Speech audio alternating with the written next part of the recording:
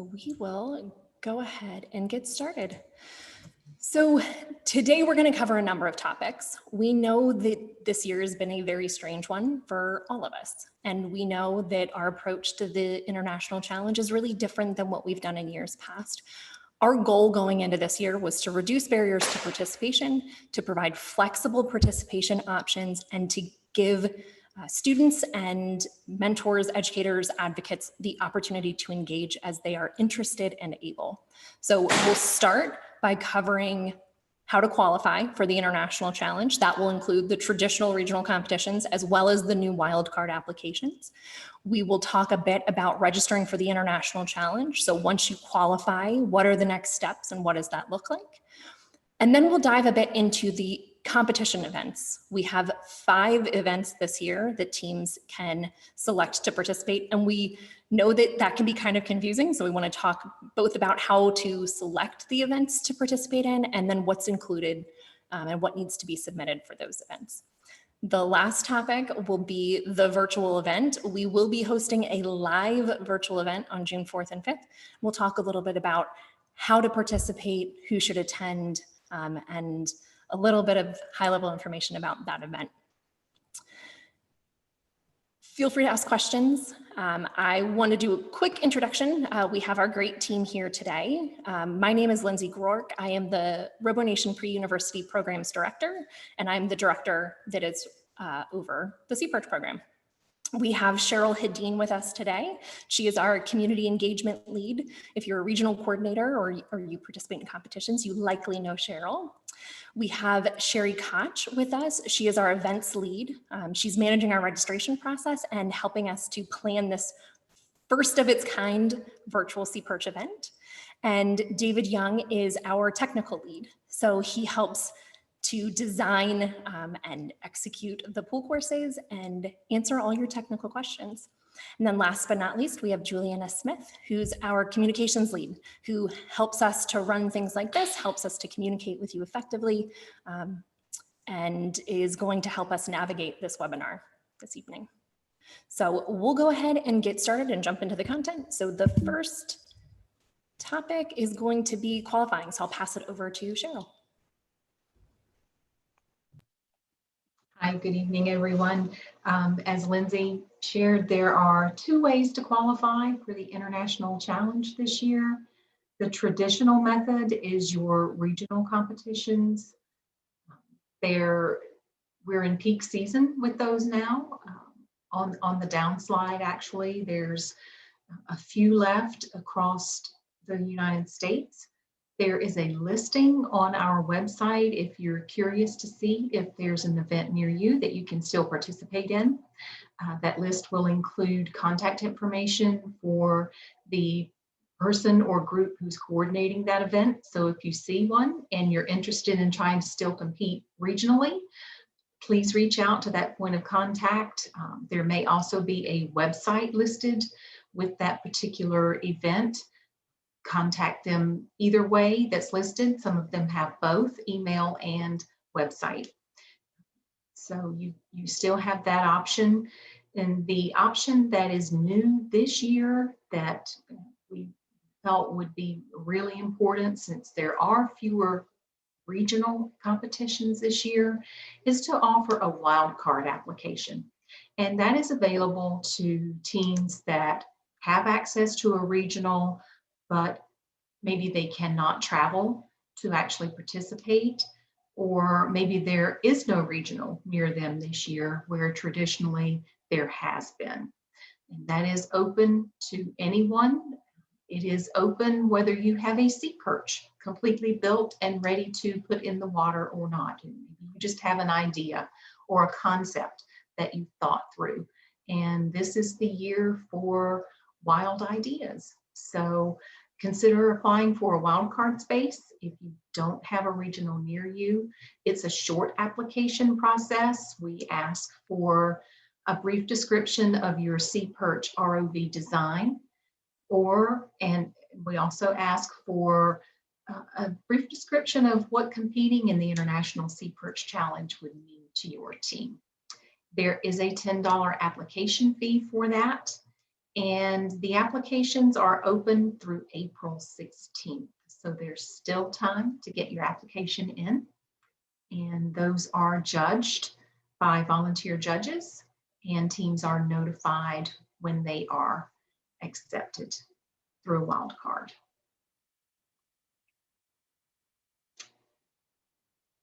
And the next part is registration, I believe. So we'll pass that over to Sherry to talk to us about what happens once you qualify or you're selected to participate through wildcard. Right. So if you've entered in your regional competition, your regional coordinator will forward your winning information to the national staff, and you will receive an email that will kind of just give you instructions about how to register for the International SeaPerch Challenge. And the same thing happens if you have entered the wildcard competition and won or qualified for a slot at the International SeaPerch Challenge. At the end of each stage or each review session, our staff will select the winners from that stage, and we will notify you that you have received a qualifying slot to the International Challenge, and I will send you information on how to register. Registration is really easy. We send you a link to our registration form and a team ID number, and you just go to that link with the information as shown on the slide here: general team information, your team members, up to 8 students, and 2 team coaches.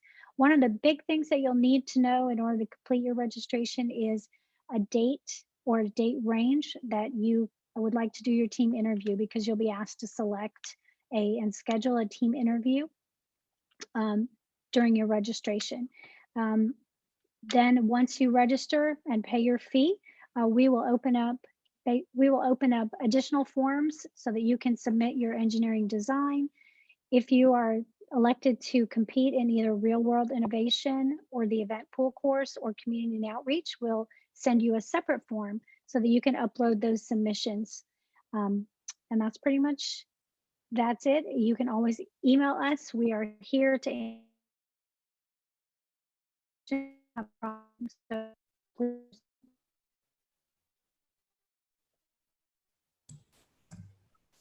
Oh no. Looking for the next slide. Looking for the next slide. Perfect. And Sherry, we just lost you at the end. The Okay. Zoom gremlins got you. I'll try and see if that's any better. All right. Can you hear me? Okay, good. Last thing is figuring out what your competition class will be. Are you hearing me okay, Lindsay? Okay, good. We have 2 competition classes, either middle school or high school. And so you just select based on the youngest student on your team, if they're middle school or if they're high school. And if you have chosen to compete in the pool courses only, we do have as our middle school stock class, our high school stock class, and our open class. On our website, there is a checklist that will help you determine whether you belong in open class or in stock class. And we encourage you to use that checklist to kind of check off and make sure that you select the right class for your SeaPerch. And if you have any questions, you can always contact us either on the forum with your questions, which this is the quickest way to get an answer, or you can email us through registration and we'll get an answer to your question. So. Great. Thank you, Sherry. So now we'll dive a little bit into the events that are included in the International Challenge this year. A point of clarification, we have gotten a few questions about this. This overview is connected specifically to the International Challenge. Regional competitions are identifying the events that are best suited for their specific environment right now, their restrictions, and what they are able to execute within their community. So this is specific to the International Challenge. As Cheryl mentioned, if you decide to participate in a regional competition, it's worth touching base with the regional coordinator responsible for that competition to see which components may be included. It's possible that they may include components that you don't see here, and that is completely okay. We support the regional coordinators in their activities at the local level. So for the International Challenge this year, if you qualify, you will be required to participate in 2 events. That just means that you'll be automatically registered to participate in these events. If you qualify and you go to register and you, for some reason, are not able to host a team interview or to submit an engineering design report, you'll just receive a no score. So don't let that scare you away. If you've qualified, still participate. But we do have 2 required events that all teams will automatically be registered in. We then, in the middle column, have 2 optional events this year. Teams can select up to 1 of these. Teams do not have to select 1 of these. So if you choose to do the pool courses, you will not be able to participate in real world innovation, and vice versa. And then the third column is our give back optional event. And that's really focused on community and outreach. It's a way to show off some of the work that you're doing to support your local community and giving back to folks locally. So one of the big questions that we've gotten is related to selecting what events to participate in. So we put together this matrix. There are, best we could come up with, 6 different options. 1 is to participate in only the required events. That is totally fine. We will be excited to have you participate in the event, and there are great ways to connect with other teams and community members at the virtual event. So that is totally cool if you decide to just participate in the required only. Then the next step is you could choose to select the required events and 1 of the optional events. So again, either the pool courses or real world innovation. The third category of options is to do required, pick 1 of the optional events and the give back award. So you are able to select an optional event plus the give back. And then of course, the final option is to select only the required and the give back and not do optional events. So we hope that clears up some confusion. As Sherry said, the registration form's been set up in a really straightforward way that will let you only select the options that are available. And we'll be happy to answer more questions on that at the end of this if there are any other questions tied to event selection. So the first required event, and we'll walk through each of these individually at a high level, and again, happy to answer questions, is the engineering design event. The submission deadline, as you'll see with a lot of these events, is May 3rd. That is the registration deadline for competing teams at the International Challenge. The format of this is a technical design report. For those of you that have been engaged in the SeaPerch program for a few years, you'll notice that it is no longer the engineering notebook. We made that shift for the 2020 event that had to be canceled. So this will be the first year that we're accepting that technical design report. The whole idea behind this report is just to communicate the intentional design process that your team took to design, potentially build, test, and refine your SeaPerch ROV. As was noted earlier, if you haven't built a SeaPerch ROV, that's okay. In your technical design report, talk about your concept and talk through how you would build it, how you would test it, and what test results you would expect to see and how that would impact your design. So really, it's just diving deep into that intentional design process and documenting it in this report. Within that submission, we are looking for a single PDF that will include your design report. That report, we have specific guidelines on the sections that need to be included and how long each of those sections should be on the website. You can see the link below. It's on the 2021 season page under required events. And we have a paragraph at least for each of those sections to describe what we're looking for and what we're hoping to see in those sections. That report is limited to 5 pages.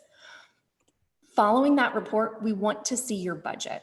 So again, if you've built a SeaPerch, we want to see your budget that identifies what components you added and what the final cost of your SeaPerch ROV design ended up being. If you haven't built your SeaPerch, think of this as your your planning budget. So making sure that you're going to be able to build your SeaPerch ROV within a certain budget that you've set for yourself. The third piece is a fact sheet. That is a single page. We've provided templates for that both in PowerPoint and Google Sheets. So you can find that on the website in the engineering design section on the 2021 season page as well. And then the final piece is optional. We know that some teams maintain an engineering notebook and that that's a really great way to showcase their process through the course of the build. You are welcome to include that as a part of your submission, but it is not required. So if you have not maintained an engineering notebook, we're not asking you to create one for this, and it will not be scored and it will not have an impact on your score. But we've heard from judges, they love seeing the work that the students do and how they approach the problem and document it. So I know that we have a number of judges that would enjoy seeing that if you've created it. The second required event is the team interview. So the submission deadline on this, you have to sign up for your slot by the time registration closes on May 3rd, but interviews need to be hosted by May 27th. As Sherry noted, there are time slots over a period of days each week. We have some daytime hours, we have some evening hours, and we have some weekend hours trying to accommodate people's schedule. And we hope that we've made it easy to sign up for a time that will work for your team. The format of that is a live online interview, and we are giving teams the option to choose between Zoom or Google Meets. So teams can select whichever platform they're most comfortable with or have best access to. And the whole idea behind this team interview is just talk about your team and your ROV design. We know that we've all been looking for human contact and missing that, and we are really disappointed that we're not going to be able to be in person with you all in June. So we see this as an opportunity for us to connect as human beings and to hear from the students and really let the students know that they've got this whole community of people that have their backs and are supporting them. So this is a 15-minute time slot and 10-minute to answer 2 questions, 5 minutes for Q&A, but it's 15 minutes where that team is the focus of our community and of our judges. So questions have been provided on the website, again, in the 2021 season page under required events. And there's a list of questions that fall in the engineering design category and another set of questions in the team approach category. At the start of each interview, a question from each of these categories will be randomly selected. There's a neat spinning tool that our team is using. So it's not picking it out of a hat or arbitrarily deciding. It's the computer is going to decide for us. And then the team will have 10 minutes to answer those questions. Judges will wait until the end of that 10 minutes to ask clarifying questions or to ask follow-on questions. And then they'll score based on the scoring rubric that's provided on the website. For the team interview, the submission is just signing up for that time slot as Sherry described earlier. And then the second part, obviously, is the team needs to participate in the scheduled interview on the selected date and time. We know that schedules are incredibly dynamic right now and that finding a time that works for everybody on the team could be a challenge and that things come up. If that happens, contact Sherry. She's provided information through this process and we'll work with you to the best of our ability to help reschedule as needed. But we also ask that if it's not absolutely necessary, to please not try and reschedule if you're able to meet that original day and time. All right, so the first of our optional events are pool courses. There was a fairly unanimous consent that the SeaPerch Challenge really wouldn't feel like the SeaPerch Challenge if there wasn't an opportunity to get some ROVs into the water. And we know that many of you are looking forward to that as well. So for groups that are able to build their SeaPerch ROV and have access to water. We know those are two really big ifs this year. The pool course is a possibility for you to participate in this year. The submission deadline, as with the other components we've discussed so far, is May 3rd. And the format for this will be a series of videos of your pool course runs. As in every previous year, the pool courses really exist to demonstrate the performance of your design. We want to see your ROV doing what it was designed to do over the 4 tasks within the mission course. An important note here is that we will not be judging the obstacle course this year. This pool course event is only focused on the mission course. And this is the same mission course that was rolled out for 2020, focused on waterway cleanup. And there are 2 different options. One, if you have access to a full mission course, maybe through your regional competition, or maybe you've followed the build instructions and you've built it yourself, and then you have somewhere to a pool where you can put that and compete, you can use that. Or we've come out with a mini course this year as well, and you can use that in a much smaller pool. So if you have a pop-up pool that you can put in your backyard or at your school or club, that's a great fit. I believe that the course will work in water as shallow as 3 feet. And David, please feel free to jump in if I got that number wrong. The submission for this looks a little bit more daunting than the other ones, but we hope that it's not more daunting. So what we're looking for are 2 separate videos. And we've outlined specifically what we're looking for in terms of where you start for each of these videos and when you're done with the tasks. So the first video is a combination of task 1 and 2. And the second video is a combination of task 3 and 4. Each of these videos will have a max time of 2 minutes and 10 seconds, and the run time is a max of 2 minutes. So that extra 10 seconds is to give you a chance to start the video, to get in place, and then to finish your run and acknowledge the end of your run. So however you decide to use those extra 10 seconds are up to you, but the maximum run time will be 2 minutes. The third and fourth submission piece are images of your ROV. So think of this as your compliance check. We want to see views of your ROV. So the ROV images, we say 6, we're looking for a front image, back, side, top, and bottom. And then the ROV system images, we want to see everything connected. So your ROV connected to your controller, connected to your battery.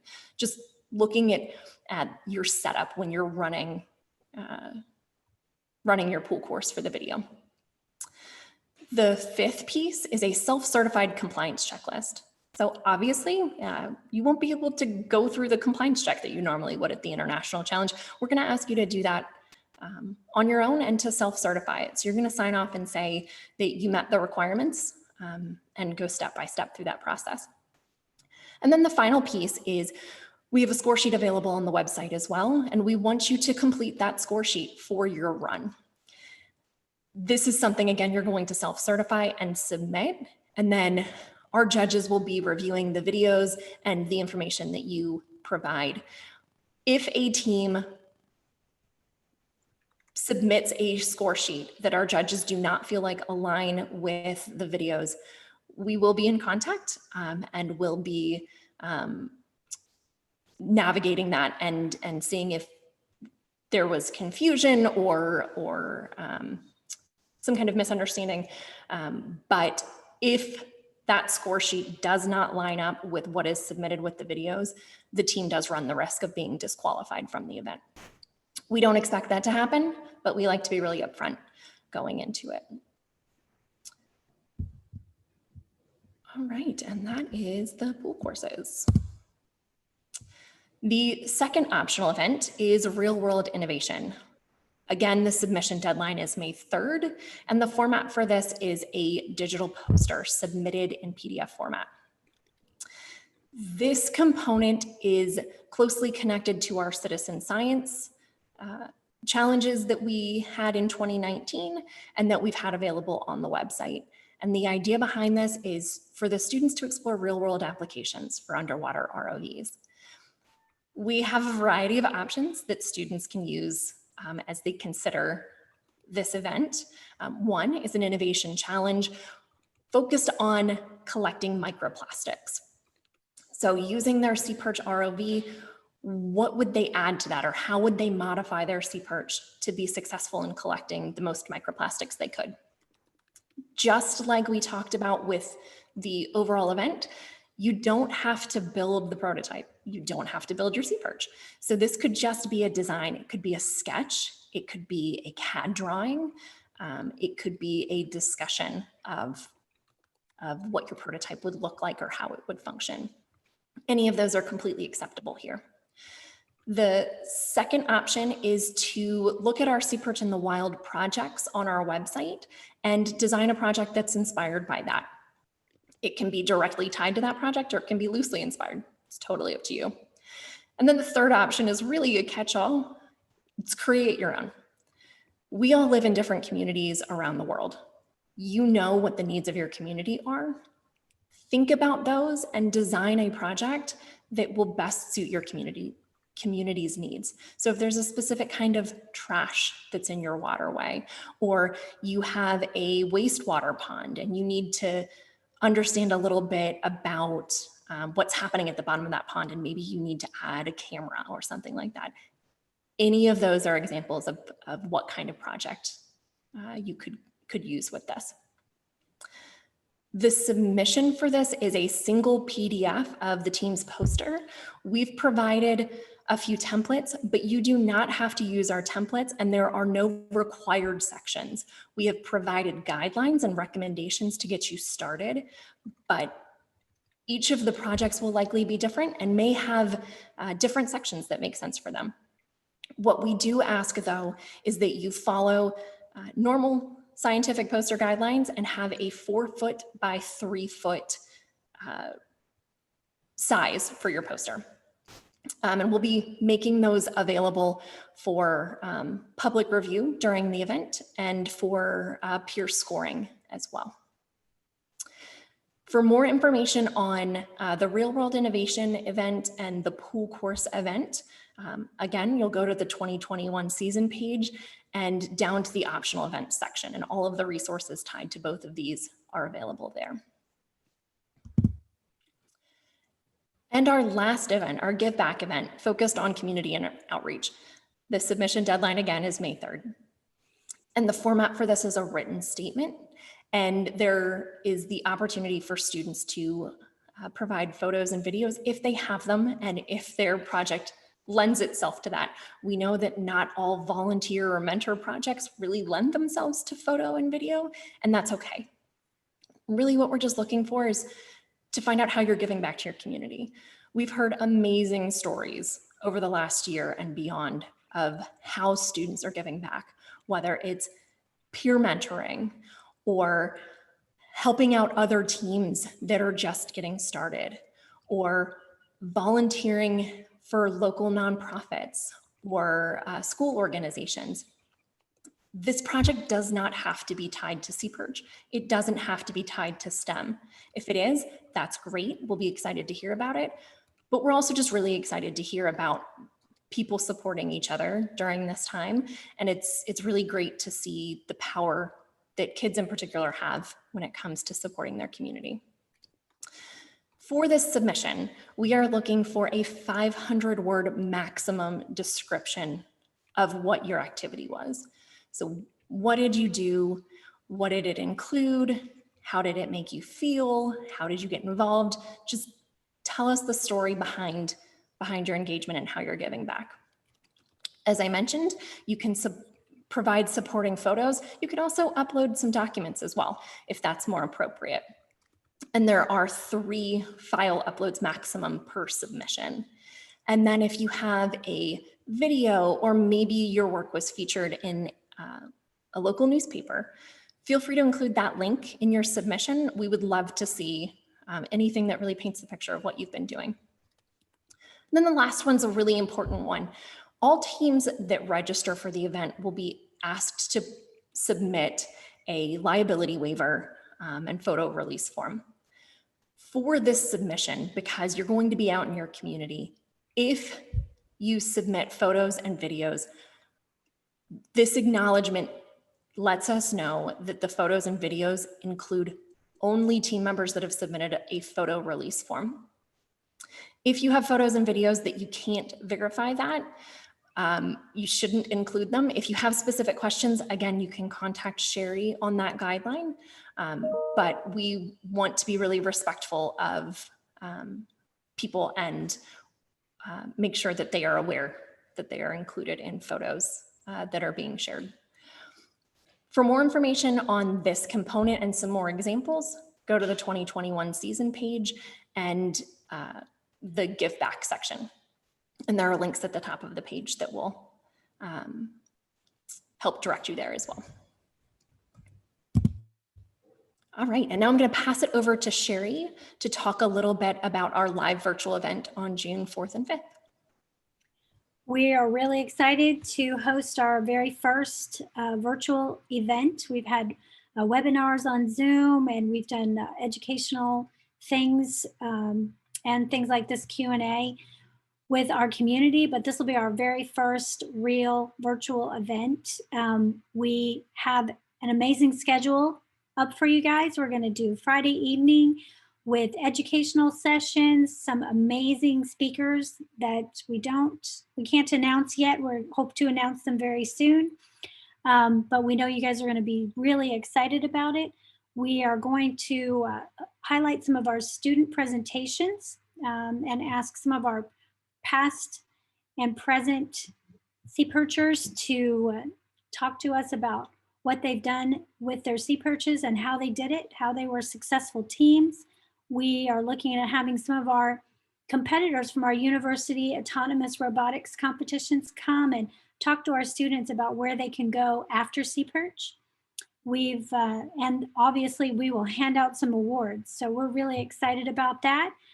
We've just got some really fun, engaging things for our students and our teams to do. And we also have some educational seminars for our educators, which we're really excited about. So we hope to be putting out a more detailed schedule, including session times and details really soon.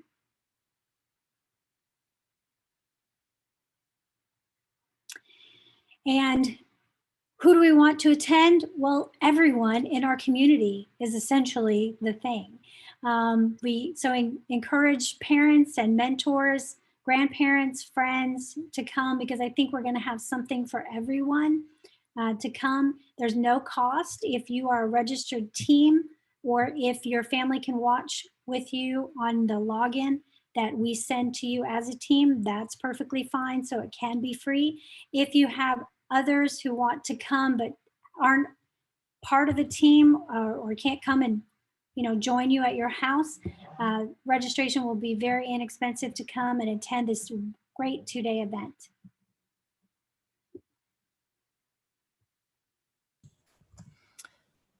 All right, so we'll jump into a few questions that we received that were pre-submitted, and then we'll get to any questions that have been submitted in the Q&A.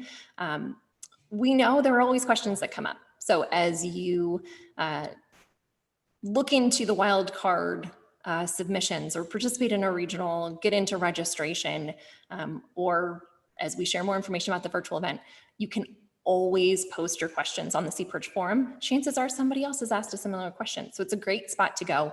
If it's a very specific question tied specifically to your team, you can always contact us as well. We're happy to answer your question. And if it's something we think will benefit the rest of the community, we'll share it on the forum. So to start, one of the questions we got is, what awards will be offered at the International SeaPerch Challenge? So Cheryl's going to answer this one for us. There will be awards this year. The good news is there's more opportunities for awards this year than we've had in years past. Since we have optional and required events, there will be awards for each category. So there will be 5 different categories of events that you can receive awards for. There will be first, second, and third for middle school and high school in everything except the pool course. So for the pool course, there will be first, second, and third for middle school and high school, as well as open class. So the structure is a little different this year in that there is not going to be an overall SeaPerch winner. So if you're familiar with past years, you know that there's categories for pool and posters and interviews, and then an overall champion. And this year it's just a little different, but there's more opportunities for awards this year. So we're excited about that. Thank you, Cheryl.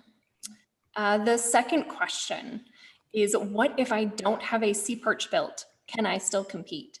And I know we've been nailing you over the head with this, but I'm going to pass it over to David for any other words of wisdom that he has tied to what to do if you don't have a built SeaPerch. Yes, thanks. And in previous years, you pretty much had to have an ROV because it was really geared around the pool competitions, the pool events. But we have been transitioning more and more into focusing on engineering and innovation. And so that is why the pool event is actually optional this year. We understand that teams couldn't get together. Other things came up with, being able to work together, but maybe not being able to get resources, not being able to work in the schools, et cetera. So the two required events, the engineering design report and then the team interview, you can do those without having an ROV. You could have started it and not finished it because those are really focused on design and innovation. So your interview could be, you intended to do this to build a SeaPerch, you got some things designed, but you didn't get it built. That's what you would focus on. The same thing with the engineering design, you would focus on your designs. And the same thing, you can enter the other optional event of real world innovation without building an ROV. You can build prototypes of some mechanism that you were going to put on an ROV, or you could outline what you were going to do to solve specific real world problems. So there are quite a few ways to still compete. We do hope to see some pool events. Really looking forward to seeing a couple pool events at least, and being able to see the videos, but you can definitely compete without having an ROV. Thank you, David. Yep. And then our last pre-submitted question is one that Sherry's answered, but Sherry, I'll pass it over to you in case there's anything else you want to add. And it's that my team, parents and grandparents want to participate. How can they do that? Just like I said before, they are welcome to either register as a separate attendee at our live event, or they can join in with you on your computer, but they have to be watching your computer, so sitting with you watching, because you only get one log on per registrant. And so each student or team coach, 8 students, up to 8 students or 2 coaches will get a single log on, but they can register very easily, and we'll send that information out through our website and probably do some email pushes. Juliana probably will do that. So. Wonderful, thank you. All right, so now we're going to open it up to some of the questions of the folks that are attending live. I've seen a couple come through in the chat. So the first question I see is that the pool that is available to us is a maximum of 4 feet deep, so we'll have to modify some of the course. We will document that, but will it impact the competition? David, do you want to take that one? It will not impact the competition. So we designed the course so it would actually fit, Lindsay mentioned 3 feet, a little bit less than 3 feet. So I think it's 30 inches or so. The courses will operate in that depth. So that's fine. It's actually, if you're in a deeper pool, you're going to be at a little bit of a disadvantage. So either the full pool course or the mini course will work in shallower water. Thank you. Yep. We got another question asking, is there a $25 budget for the real world innovation category? I'll go ahead and take that one. And the answer is no. That component of the competition isn't tied to the competition classes, so we're not setting the budget. If you would like to set a budget for your students or for your team, that's a great real world challenge. Most of us, when we work on projects, have to fit it within a budget. So you may want to set a budget for yourself because that adds another real world component that's a really great practice and experience for the students to navigate. But for that category, really the sky's the limit. For teams that aren't building it's a really great for their ROV, they could have an enormous budget that they decide to use, and they could decide that they're going to procure, $1,000 ROV as the base piece, and that is totally fine. It's a part of creativity and the innovation process. What we're looking for is for students to critically think about a real world problem and to design a solution specifically suited for that problem and that environment. So the budget's up to you, but we are not putting any restrictions on that. All right, and let me see. I don't see any other questions. I'll give the folks that are here another few seconds. If any other questions have come up in some of our answers, we'll be happy to answer those. While we're giving time, I'm just gonna say, is there anybody else that has any other questions on our side? We did receive a few more questions from our Facebook Live. So one of the questions is, will there be a registration cost for attending the virtual event as a group that did not compete? I can answer that question. Yes, there is a registration cost for the virtual event. It is, Lindsay, I'm kind of fumbling because we think we have a registration cost. It should be somewhere around $10.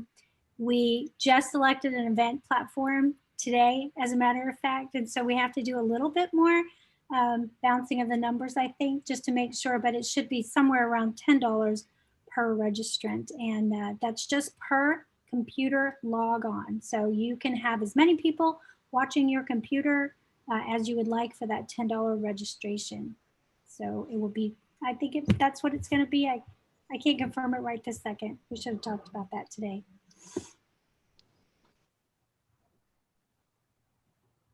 And then one other question that came through is a confirmation. Is it true there is no obstacle course in the pool courses event this year? That is correct. David, do you want to talk a little bit about that and why we made that decision?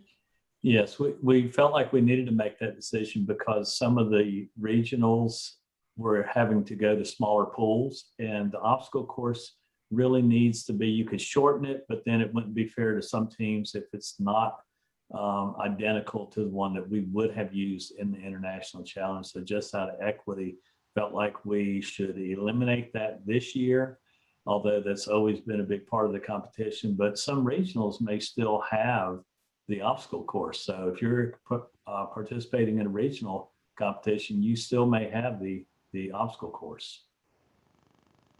That answer it? Good enough? It does.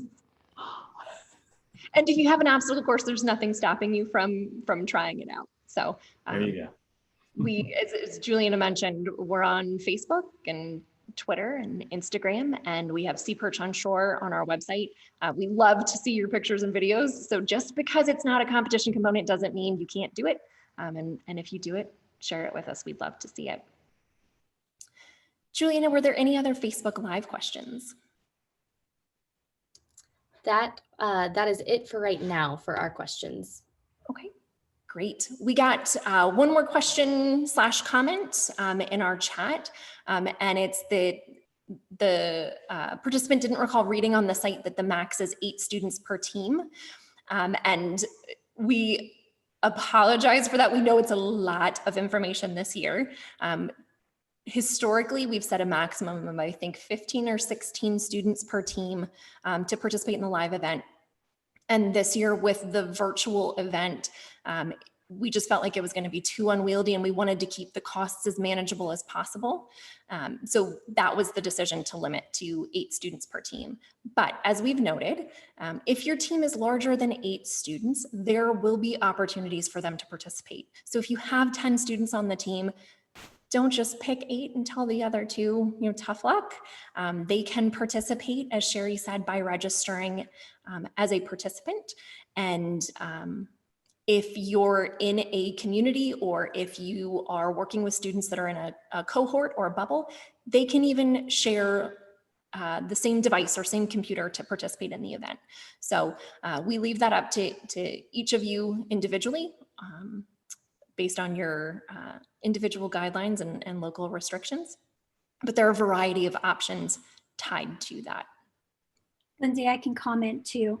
Once you go through that registration process, the registration form will ask for up to 8 names, but then it gives you an option to send us additional information on additional students that you have. So if you're worried about that, don't worry about it. We will not keep your students from participating if your team has more than 8 students. But historically, we just have not really had teams that had more than 8 students. And so we felt like this was a good time to kind of make that switch. But we're not going to cut you off if that is truly the number of kids that you have on your team. We don't want to keep anybody out. So we will authorize additional logons, but since each logon does have a cost to it, that was one of our decisions that we needed to make. But just let us know through the registration form and we will add those students in. Wonderful. Thank you for that clarification, Sherry. I don't see any other questions coming through in the Zoom webinar. Are there any other ones, Julina, that have come in the last minute or so on Facebook? No, I think we're clear. All right, great. Well, thank you to everybody for taking the time to join us this evening. If you're watching the pre-recorded session, thank you for taking the time to check it out after the fact. We are so excited to connect with you all in the community. And I hope you've been able to see, we're really excited about the live event on June 4th and 5th. While we won't be physically together, it is a way for us to connect and network, to see each other, to talk to each other and learn from each other and just celebrate the amazing community we have. We will also be using that event to announce the 2022 competition theme. So if you're interested in putting this year behind you and getting started with the next theme, we'll be giving you some information at that event to get excited about what's coming next year as well. So again, thank you for the time. We're here to answer your questions, even when we're not live on a webinar. So just reach out either through the forum or through emails. And we look forward to seeing you in a few months. Have a good rest of your evening.